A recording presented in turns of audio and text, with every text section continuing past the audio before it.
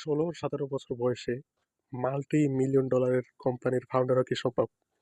বাংলাদেশের টপ শিল্পপতিদের ধরি, তারা মাল্টি মিলিয়ন চোখেও দেখে না। তো এই 16-17 বছর বয়সে মাল্টি মিলিয়ন ডলারের কোম্পানি কেমনে? How is it possible? Impossible. Impossible শুধু এই দেশের জন্য, বিদেশে না। দেশের বাইরে এরকম হাজার হাজার উদাহরণ আছে যে 16-17-20 বছর কোটি কোটি টাকার কোম্পানির ফাউন্ডার। চলেন এইরকম দুজনকে দেখাই যে কোটি কোটি টাকা আয় করতেছে।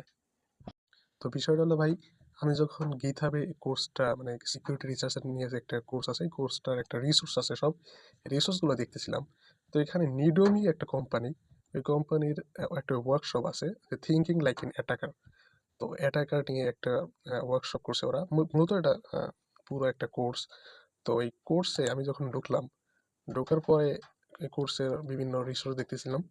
তো যখন কোর্সটা চালু হইলো, দেখলাম যে কত মানুষ বসে রয়েছে, কত কথা শুনতেছে। এখন যেই যারা স্পিচ দেবে, যারা দুইজন, তাদের দেখে আশ্চর্য হয়ে গেলাম যে এরা কি করে।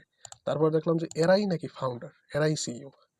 তো দেখলাম যে এরা মাল্টি মিলিয়ন ডলারের কোম্পানি কেমনে কেমনে এটা এরা সিইও হয়, এরা ফাউন্ডার হয়।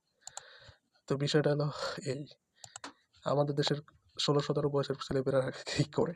এরা তো ফ্রি ফায়ার করে। আর এরা 16-17 বছর বয়সে মাল্টি মিলিয়ন ডলারের কোম্পানি দিয়ে দিয়েছে, ইভেন ওরা ওয়ার্কশপ করে। এই দেখেন এখানে, এখানে টাকওয়ালা বেটারাও আছে। টাকওয়ালা বেটা এই যে টাকওয়ালা বেটারা প্রায় 45 বছর বয়স হয়ে, তো তাদের স্পিচ দিয়ে শোনাইতেছে। তো এই হলো অবস্থা। তো এটা বিদেশে সম্ভব, আমাদের দেশে সম্ভব না। এরা হইলো পেটের থেকে বের হয়ে এরা কোডিং শিখছে, আমাদের দেশের মতন ওই বাবু বাবু ফিটার খাও, এটা খাও, এরা শিখে নেয়। বুঝছেন? তো ব্যাপারটাই ছিল এইটা, এই আর কি।